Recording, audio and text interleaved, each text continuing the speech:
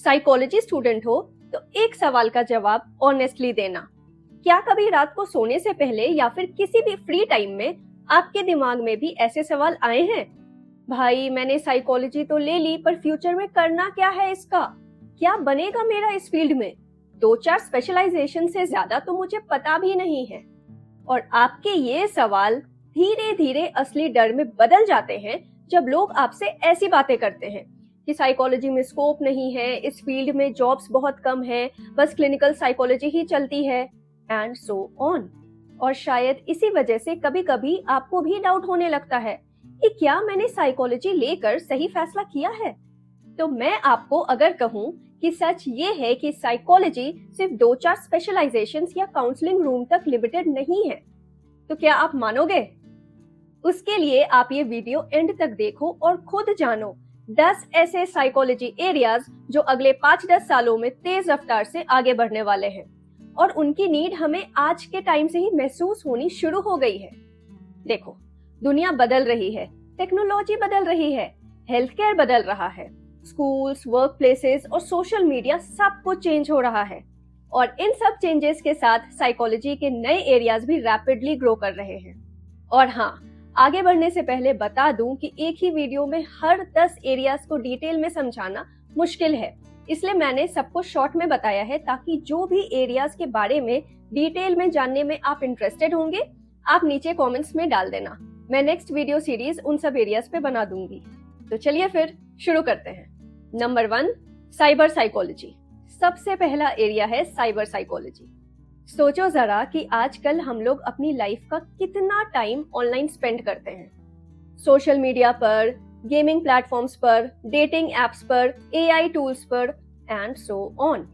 लेकिन क्या आपने कभी सोचा है कि ये सब हमारे बिहेवियर को कैसे अफेक्ट कर रहा है? साइबर साइकोलॉजी एग्जैक्टली इसी चीज को स्टडी करती है। साइबर साइकोलॉजिस्ट ऑनलाइन बिहेवियर को समझने, डिजिटल एडिक्शन पर रिसर्च करने, ऑनलाइन सेफ्टी और डिजिटल वेलबींग को प्रमोट करने और टेक्नोलॉजी के साइकोलॉजिकल इम्पैक्ट को स्टडी करने में काम करते हैं। डिजिटल एडिक्शन से लेकर ऑनलाइन रिलेशनशिप्स और एआई ह्यूमन इंटरैक्शन तक साइबर साइकोलॉजी का ये एंगल फ्यूचर में और भी रेलेवेंट होगा। Number 2, health psychology. अगला एरिया है हेल्थ साइकोलॉजी। बहुत सारे डॉक्टर्स भी आज ये मान रहे हैं कि सिर्फ फिजिकल ट्रीटमेंट काफी नहीं होता, स्ट्रेस, इमोशंस और लाइफस्टाइल भी हेल्थ को इम्पैक्ट करते हैं।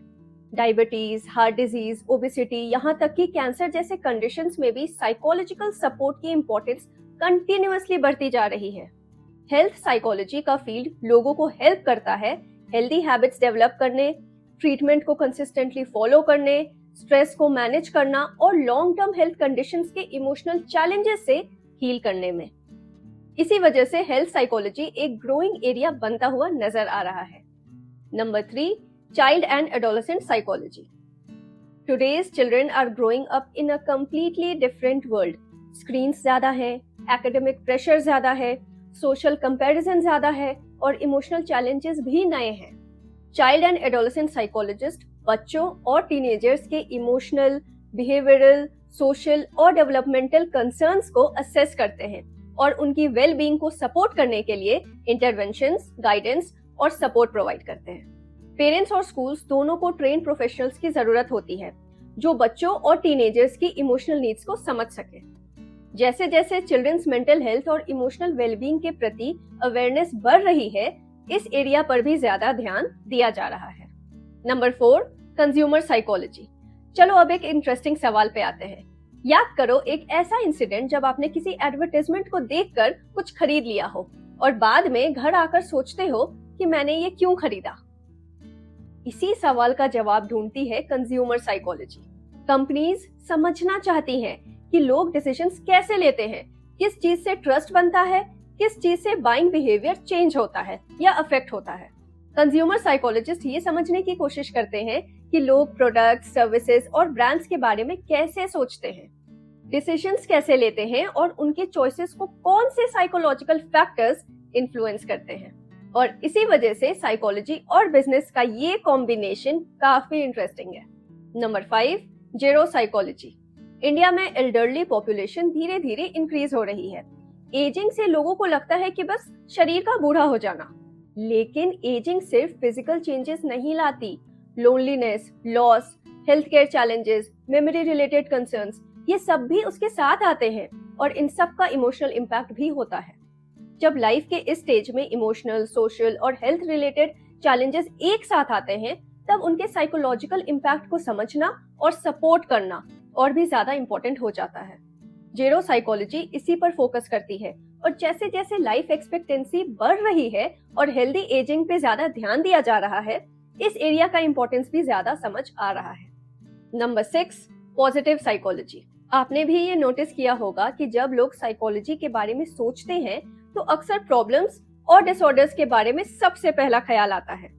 लेकिन वहीं दूसरी तरफ साइकोलॉजी का एक एरिया ऐसा भी है जो ये सोचता है कि लोग कैसे सिर्फ सरवाइव नहीं करें बल्कि थ्राइव भी करें। Positive psychology resilience, strength, meaning, gratitude और वेलबींग जैसे कॉन्सेप्ट्स पर फोकस करती है। और आजकल तो बहुत सारे life coaching, mental health workshops और वेलनेस प्रोग्राम्स में पॉजिटिव साइकोलॉजी के कॉन्सेप्ट्स और इंटरवेंशंस दोनों ही यूज होते हैं। यानी फोकस सिर्फ प्रॉब्लम्स को रिड्यूस करने पर नहीं बल्कि लोगों की इनर स्ट्रेंथ और वेलबींग को एनहांस करने पर भी होता है। Number 7, community psychology. पता है, कभी कभी ना प्रॉब्लम सिर्फ इंडिविजुअल के अंदर नहीं होती, बहुत बार उसके आसपास का एनवायरनमेंट भी प्रॉब्लम का पार्ट हो सकता है। कम्युनिटी साइकोलॉजी दरअसल कम्युनिटीज के लेवल पर मेंटल हेल्थ और वेलबींग को इम्प्रूव करने की कोशिश करती है। सोचिए, अगर किसी एरिया में मेंटल हेल्थ अवेयरनेस बहुत कम हो, रिसोर्सेज की कमी हो या लोग हेल्प लेने से हिचकिचाते हो, तो उसका इम्पैक्ट सिर्फ एक व्यक्ति पर नहीं बल्कि पूरी कम्युनिटी पर पड़ सकता है। इसी तरह के चैलेंजेस को समझना और उन्हें एड्रेस करना भी कम्युनिटी साइकोलॉजी का एक इम्पोर्टेंट हिस्सा है। Awareness programmes, NGO initiatives, public mental health projects, ये सब इस एरियाज के एग्जाम्पल्स हैं। और जैसे जैसे मेंटल हेल्थ को इंडिविजुअल इशू के साथ साथ एक पब्लिक हेल्थ इशू के रूप में भी देखा जा रहा है, कम्युनिटी साइकोलॉजी की रेलेवेंस और भी बढ़ती नजर आ रही है। Number 8, environmental psychology. क्या आपने नोटिस किया है कि कुछ प्लेसेस पर जाते ही हमारा मन शांत लगने लगता है और कुछ जगह पे जाते ही स्ट्रेस और एंजाइटी इंक्रीज हो जाती है। दरअसल हम जिस एनवायरनमेंट में रहते हैं, काम करते हैं और अपना ज्यादातर समय बिताते हैं, वो हमारे थॉट्स, इमोशंस और बिहेवियर को काफी हद तक इम्पैक्ट कर सकता है। एनवायरमेंटल साइकोलॉजी एक ऐसा एरिया है जो इस रिलेशनशिप को स्टडी करती है। चाहे बात हो क्राउडेड सिटीज की, ग्रीन स्पेसेस की, वर्कप्लेस डिजाइन की या क्लाइमेट रिलेटेड कंसर्न्स की, हमारा एनवायरनमेंट हमारी साइकोलॉजिकल वेलबींग पर असर डाल सकता है। और आज जब अर्बनाइजेशन, वर्कप्लेस पॉलिटिक्स और एनवायरमेंटल चैलेंजेस सब तेजी से बढ़ रहे हैं, तब एनवायरमेंटल साइकोलॉजिस्ट के द्वारा इस कनेक्शन को समझना और भी ज्यादा इंपॉर्टेंट हो गया है। Number 9, rehabilitation psychology. अब जरा इमेजिन करो कि कैसे किसी इंसान की लाइफ एक एक्सीडेंट, सीरियस इलनेस, इंजरी या डिसेबिलिटी के बाद अचानक बदल जाती है। ऐसे सिचुएशंस में चैलेंज सिर्फ फिजिकल रिकवरी का नहीं होता, कई लोगों को अपनी independence, daily routine, relationships, career plans या खुद की पहचान से जुड़े इमोशनल स्ट्रगल्स का भी सामना करना पड़ता है। इसी वजह से रिकवरी अक्सर सिर्फ बॉडी की नहीं बल्कि माइंड की भी होती है। रिहैबिलिटेशन साइकोलॉजी इस बात को समझने पर फोकस करती है कि लोग इन लाइफ चैलेंजिंग सिचुएशंस के साथ इमोशनली और साइकोलॉजिकली कैसे एडजस्ट कर सकते हैं और मीनिंगफुल लाइफ की तरफ कैसे बढ़ सकते हैं। Number 10, neuro psychology. अब आते हैं उस एरिया पर जिसके बारे में बहुत लोगों ने कमेंट किया है, न्यूरो साइकोलॉजी। ये एरिया ब्रेन और बिहेवियर के कनेक्शन को समझने की कोशिश करती है। Memory, attention, brain injuries, neurological conditions और कॉग्निटिव फंक्शनिंग जैसे टॉपिक्स इसके सेंटर में आते हैं।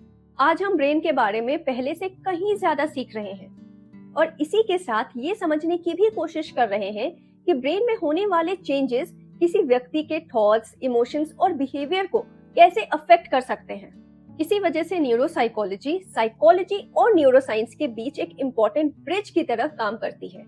और ऑनेस्टली न्यूरोसाइकोलॉजी का एजुकेशनल पाथ, करियर ऑप्शंस और फ्यूचर पॉसिबिलिटीज इतनी इंटरेस्टिंग है कि मैंने इस टॉपिक पर एक पूरी डेडिकेटेड वीडियो बनाई है। अगर आप न्यूरोसाइकोलॉजी में करियर बनाना चाहते हैं या इसके स्कोप के बारे में डिटेल में जानना चाहते हैं तो वो वीडियो आप चैनल पर देख सकते हैं। खैर, अंत में मैं आपको फिर से बता दूं कि साइकोलॉजी का फ्यूचर सिर्फ एक या दो ट्रेडिशनल पाथ्स तक लिमिटेड नहीं है। जैसे जैसे सोसाइटी चेंज होगी, ह्यूमन बिहेवियर को समझने की नीड भी बढ़ेगी और उसके साथ साइकोलॉजी के नए अपॉर्चुनिटीज भी इमर्ज हो सकते हैं। अब मुझे कमेंट्स में बताओ, इन 10 एरियाज में से कौन सा एरिया आपको सबसे ज्यादा इंटरेस्टिंग लगा और किस एरिया पर आप डिटेल्ड वीडियो देखना चाहेंगे। अगर वीडियो हेल्पफुल लगी हो तो लाइक और शेयर जरूर करना और चैनल को सब्सक्राइब करना मत भूलना। Thank you for watching. मिलते हैं अगले वीडियो में।